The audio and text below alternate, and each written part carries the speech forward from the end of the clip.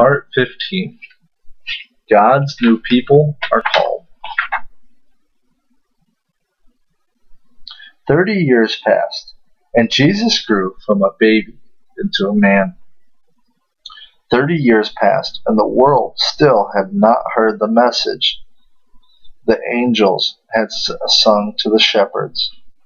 30 years passed, and so far, one had become a follower of Jesus. Do you know how God told people that they should follow his son?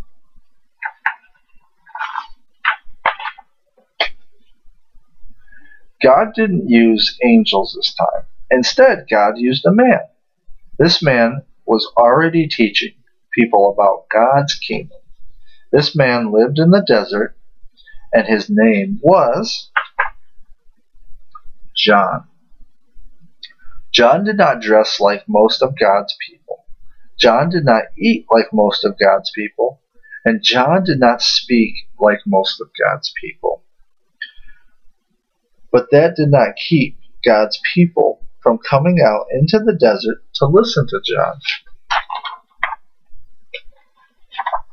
And John was baptizing people to get them ready for the coming kingdom of God. People came from the hills and the valleys. They came from the big cities and the small towns. In fact, so many people came that some began to wonder, could John be the prophet sent to rescue us? Could John be the one to give us back God's place? Could John be the king who will bless all the peoples of the earth? John told them, no, I am not the promised one, but I am preparing the way for the king. And then, one day, when John was baptizing people in the river, Jesus came to him and asked to be baptized.